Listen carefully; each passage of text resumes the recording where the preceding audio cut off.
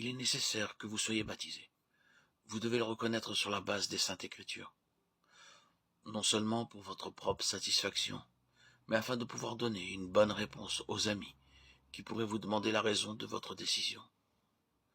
Voici 3 raisons scripturaires. Le baptême a été ordonné par le Seigneur Jésus-Christ. Christ lui-même a été baptisé. Les apôtres ont prêché et pratiqué le baptême. Examinons ces 3 points. Le baptême a été ordonné par le Seigneur Jésus-Christ. Cet ordre se trouve dans 2 passages, Matthieu 28, 19 et Marc 16, 16. Rappelez-vous que le Seigneur Jésus-Christ, le Fils de Dieu, est l'autorité suprême dans ce monde et dans celui à venir. Personne ne saurait mettre en doute sa parole. En vous faisant baptiser, vous lui obéissez. Vous reconnaissez ainsi l'autorité du Seigneur Jésus et vous déclarez qu'il est le Seigneur sur toutes choses. Le Seigneur Jésus lui-même a donné l'exemple. Christ lui-même a été baptisé. Matthieu 3, 13, 15. Il est le Seigneur de tout et il est sans péché. Il s'est pourtant humilié lui-même et il a été baptisé. Plein d'amour et d'humilité, il plaide avec nous afin que nous le suivions. Chers enfants de Dieu, si le baptême est valable pour votre Seigneur et Maître, pourquoi ne serait-il pas valable pour vous? Le Seigneur Jésus dit, « Apprenez de moi car je suis doux et humble de cœur, et vous trouverez le repos pour vos âmes. »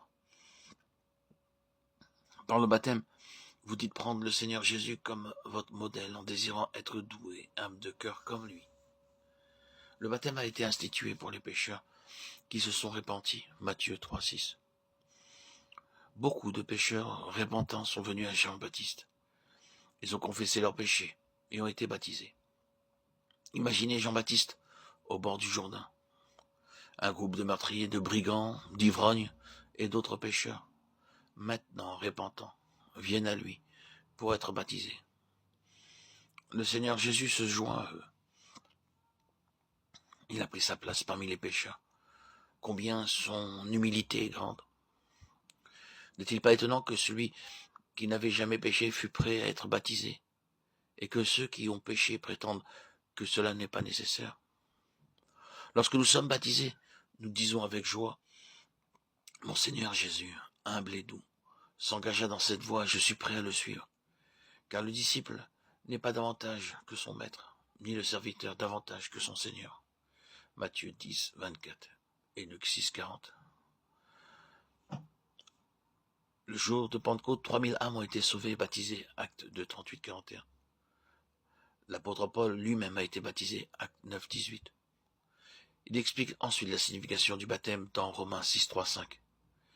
Il vaut bien mieux suivre l'exemple des apôtres que dépendre de notre propre sagesse ou suivre les routines et les traditions des hommes. Nous voyons bien, dans l'Écriture, les apôtres ont prêché et pratiqué le baptême.